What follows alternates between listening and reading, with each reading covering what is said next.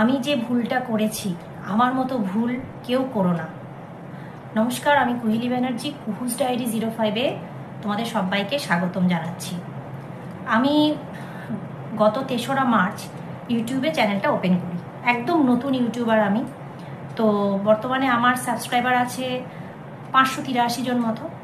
তো যাই হোক, সেটা নিয়ে আমি বলছি না। মানে নতুন প্ল্যাটফর্মে নতুন কাজ করতে গেলে একটু ধৈর্য ধরতে হবে, আমাদেরকে ধৈর্য ধরে এগিয়ে যেতে হবে। কিন্তু আমি যে ভুলটা করেছি, আমি চাই না আমার মতো আর কেউ ভুল করুক। কারণ সত্যি বিগত কয়েকদিন ধরে আমার প্রচণ্ড কষ্ট হচ্ছে। আমি জানি না কেন এটা হচ্ছে, কিছু মানে কেন আমার সাথে এটা হলো আমি বুঝতে পারছি না। কারণ এখন ইউটিউবের প্ল্যাটফর্ম সম্পর্কে আমার অনেক কিছু জানার বাকি আছে, অনেক কিছু শেখার বাকি আছে। তো আমি অনেক টেক ভিডিও দেখি, বড় বড় টেক ভিডিও দেখি, সেখান থেকে কিছু কিছু শেখার চেষ্টা করছি।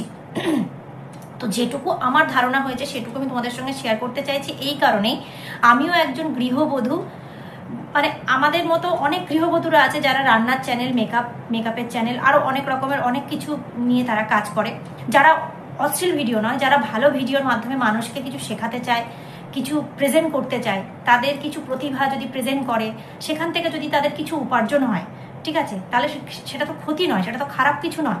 কিন্তু কথা হলো বর্তমান যুগে মানুষ ভালো ভিডিও কম দেখে, খারাপ ভিডিও বেশি দেখে। আমি সবার ক্ষেত্রে বলবো না, তবে এটা হচ্ছে, বেশিরভাগ ক্ষেত্রে এটাই হচ্ছে, 70% ক্ষেত্রে এটাই হচ্ছে। তো যাই হোক, আমি যেটা বলতে চাইছি সেটা হচ্ছে, আমি মানে গত 3রা মার্চ আমি ইউটিউব চ্যানেলটা ওপেন করি। তারপরে আমি টুকটাক কিছু কিচেন টিপস, রান্না, মেকআপ সব কিছু মিলিয়ে আমি ভিডিওগুলো করতে থাকি। তারপরে দেখলাম যে আমার মেকআপ ভিডিওগুলো মোটামুটি একটু ভালো চলছে। আর আমার কিন্তু একটা ছোট্ট মেকআপ কোর্স করা আছে, আমি বিউটিশিয়ান কোর্সও করেছি। তো সেই জন্য একটু হলেও আমার নলেজ আছে। আর বর্তমানে যে ট্রেন্ডিং টপিকগুলো যাচ্ছে মেকআপের ওপরে, সেগুলোর ওপরেই করার চেষ্টা করি। আমরা প্রত্যেকেই জানি ট্রেন্ডিং টপিকের ওপর করতে হয়। তো করি, তা ভিউজটাও আমার মোটামুটি ভালোই আসছিল। কিন্তু এই 2-3 দিন হলো আমার একটা নোটিফিকেশন এলো যে ফেস আইডির জন্য আমাকে একটা ফেস ভেরিফিকেশন করতে হবে। তো ফেস ভেরিফিকেশনটা আমি করি, সেটা সঙ্গে সঙ্গে আমার অ্যাপ্রুভড হয়ে যায় এবং আদার্স যে ফিচারগুলো থাকে, যে ফিচারগুলো আছে, যে টুলসগুলো আছে, সেগুলো আমি পেয়ে যাই। মনিটাইজ হয়নি এখনো আমার চ্যানেলটা, যেহেতু এখন 1000 সাবস্ক্রাইবার হয়নি আর 4000 ওয়াচিং টাইমও কমপ্লিট হয়নি।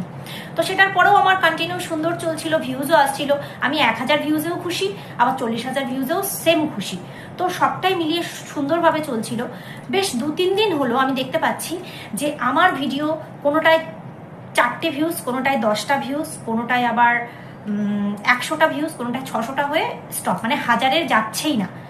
এটার মূল কারণটা যদি আমি তোমাদেরকে বলি, তোমরা হয়তো একটু হলেও হাসবে বা অবাক হবে, যাদের অভিজ্ঞতা আছে তারা হয়তো হাসবে, কিন্তু আমি একদম নতুন। তো যেহেতু আমি নতুন ইউটিউবার, আমার এগুলো জানাও নেই। তো এটা আমার সঙ্গে কেন ঘটলো সেটা আমি শেয়ার করতে চাইছি। সেটা হলো যে আমি একটা শর্টস ডিলিট করে দিয়েছিলাম, যেটাতে ভিউজ এসেছিল 1500। তো সেটা আপলোড করার পরে আমি 2 দিন পরে যখন চেক করলাম, দেখলাম যে গানটাতে শর্ট পলিসি দিয়েছে, অথচ ওই গানটা কিন্তু বেশ পপুলার, ঠিক আছে, সেই গানটাতে শর্ট পলিসি দিয়েছে। সেটাকে দেখে আমি ভয়ে ডিলিট করে দিয়েছি। আর ওই ডিলিট করার পর থেকেই আমার একটাও শর্টস ভাইরাল তো দূরের কথা, ভিউজ আসছেই না, 10টা কি 12টা হয়ে মানে কন্টিনিউ স্টপ হয়ে যাচ্ছে। আরেকটা জিনিস, সেটা হচ্ছে time to time shorts upload না করলে বা ভিডিও আপলোড না করলে সেটা কিন্তু অ্যালগোরিদম ডাউন হয়ে যায়, রিচ ডাউন হয়ে যায়, সব কিছু ডাউন হয়ে যাবে, যেটা আমার অভিজ্ঞতা থেকে আমি বুঝলাম। এবার ঘটনা হলো যে সময় বের করে ভিডিও আপলোড করাটাও একটা কাজ, কারণ যেহেতু আমরা এই প্ল্যাটফর্মে নেমেছি কাজ করার জন্য, সেই জন্য পজিটিভলি আমাদের কাজ করতে হবে। ইউটিউব বলেনি তুমি এসো কাজ করো, আমরাই গেছি ইউটিউবের কাছে যে কাজ করো। এই প্ল্যাটফর্মটাকে ভীষণভাবে সম্মান করা উচিত। এবার মূল কথা হলো যে আমি শর্ট পলিসি নিয়ে এবার অনেকগুলো টেক ভিডিও দেখা শুরু করি। তো সেখানে বলা হলো যে এটা চিন্তার কোনো বিষয় নয়, শর্ট পলিসি মানে কোনো স্ট্রাইক তা তো না, এটা একটা ওয়ার্নিং দিল। বা অনেকেই না জেনে না বুঝে অনেক রকম অনেক শর্টস আপলোড করে দেয়, গান আপলোড করে দেয়, যেগুলোতে শর্ট পলিসি থাকে, সেগুলো অনেক সময় জানা সম্ভব হয় না। তো সেটা যদি এসেও থাকে তৎক্ষণাৎ ডিলিট করে দেওয়াটাই ভালো। কিন্তু ভিউজ এসে গেল অনেকগুলো, যেমন আমার 1500 ভিউজ এসেছিল, আমার কাছে ওটা মোর দ্যান ইনাফ।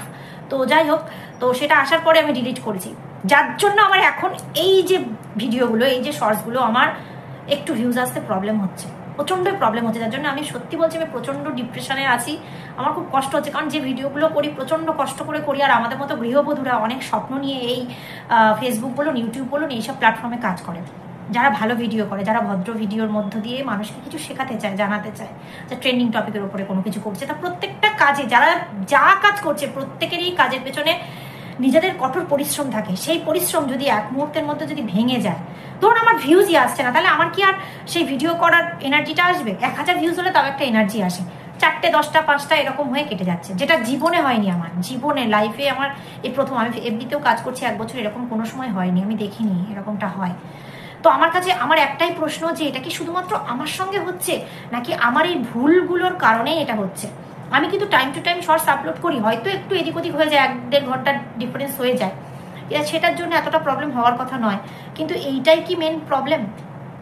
তো যাই হোক, আমি বলবো যে আমার মতো ভুল কেউ করো না। যদি দেখো যে কোনো কিছুতে যে কোনো ভিডিও আপলোড করার পরে একটু চেক করে নেবে 24 ঘন্টার মধ্যে, মানে ভিউজটা আসার আগে একটু চেক করে নেবে। যদি দেখো শর্ট পলিসি এসছে, সঙ্গে সঙ্গে ডিলিট করে দেওয়াটাই ভালো, ওরা সঙ্গে সঙ্গেই জানিয়ে দেয়।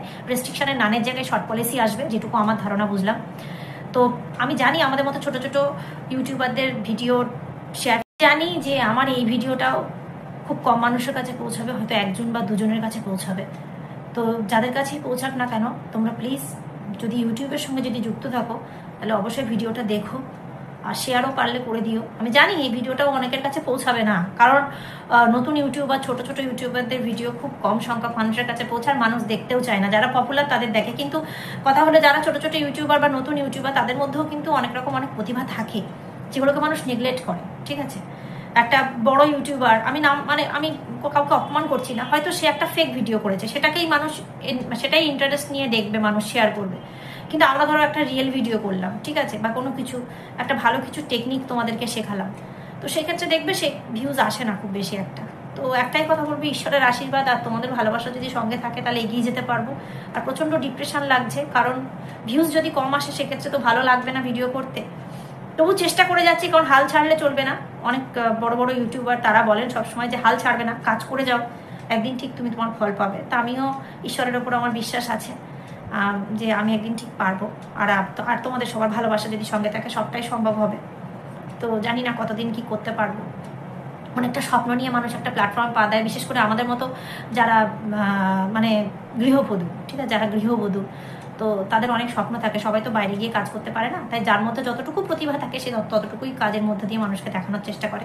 আর একটা কথা বলে দিই, যারা ডাউনলোডেড ভিডিও, অনেক সময় হয় আমরা অনেক ভিডিও দেখে ইমপ্রেস হয়ে সেটা আপলোড করে দিই, তো তাদের ক্ষেত্রে বলবো, যদি কোনো ডাউনলোডেড কোনো ভিডিও নিয়ে কাজ করে থাকো, সেটাকে প্রথমে নিজের মোবাইলে অনেক এডিটিং অ্যাপ আছে, সেই অ্যাপ থেকে আগে ভালো করে এডিটিং করো, থাম্বনেল ঠিক করো, ক্যাপশন, ডেসক্রিপশন, এই সব কিছু ঠিকঠাক দাও, হ্যাশট্যাগ দিলে তাতে কোনো অসুবিধা হওয়ার কথা নয়।